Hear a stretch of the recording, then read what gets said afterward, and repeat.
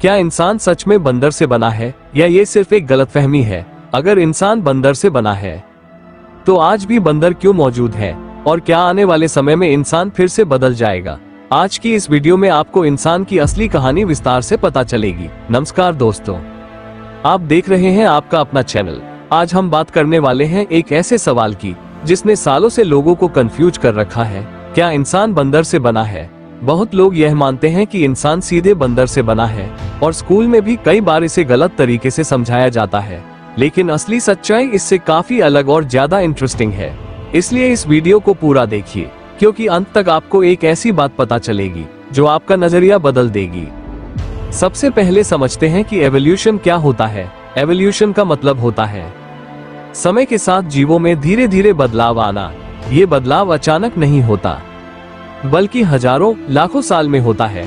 छोटे छोटे चेंजेस धीरे धीरे अक्यूमुलेट होते जाते हैं और एक समय ऐसा आता है जब जीव पूरी तरह बदल जाता है। इस थियरी को सबसे पहले समझाया था चार्ल्स डार्विन ने। उन्होंने सालों तक अलग अलग जगहों पर रिसर्च किया, एनिमल्स को ऑब्जर्व किया और फिर यह कंक्लूजन निकाला कि जो जीव अपने एनवायरनमेंट के हिसाब से खुद को ढाल लेते हैं वही सर्वाइव करते हैं, और जो ऐसा नहीं कर पाते वे धीरे धीरे खत्म हो जाते हैं। इस प्रोसेस को नेचुरल सिलेक्शन कहा जाता है, यानी नेचर खुद डिसाइड करता है कि कौन बचेगा और कौन नहीं। अब इसे एक आसान उदाहरण से समझते हैं। मान लीजिए एक जगह बहुत ठंड है, वहाँ वही जीव सर्वाइव करेंगे जिनका शरीर ठंड सहन कर सकता है। धीरे धीरे आने वाली पीढ़ियों में वही गुण और मजबूत हो जाएंगे और पूरा स्पीशीज बदल जाएगा। यही एवोल्यूशन है। अब आते हैं सबसे बड़े सवाल पर, क्या इंसान बंदर से बना है? तो इसका सीधा जवाब है नहीं।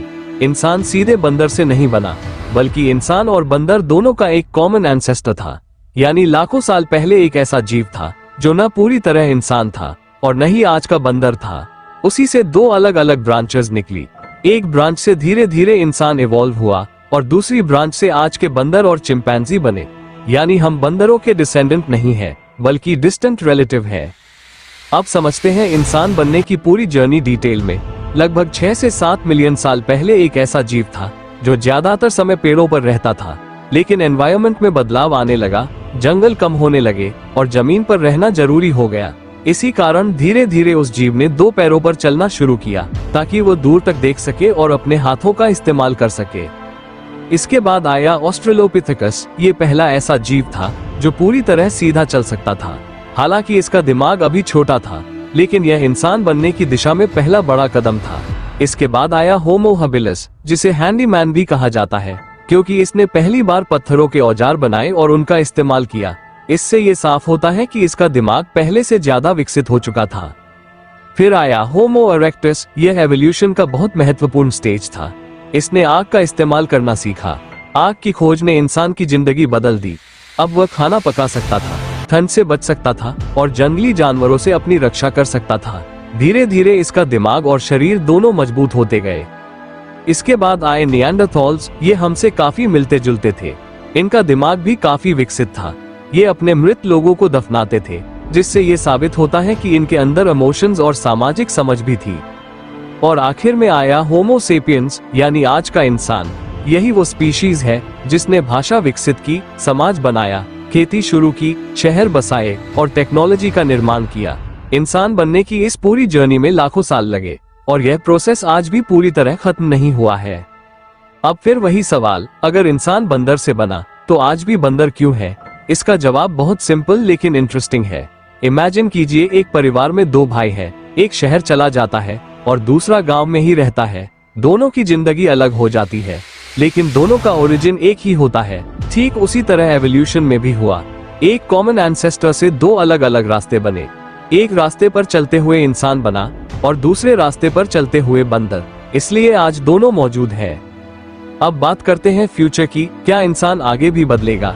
इसका जवाब है हाँ। एवोल्यूशन एक कंटिन्यूअस प्रोसेस है और यह आज भी चल रहा है। फ्यूचर में इंसान का शरीर और दिमाग दोनों बदल सकते हैं। हो सकता है हमारा दिमाग और तेज हो जाए क्योंकि हम टेक्नोलॉजी का ज्यादा इस्तेमाल कर रहे हैं। हो सकता है हमारा शरीर छोटा हो जाए क्योंकि फिजिकल वर्क कम हो गया है।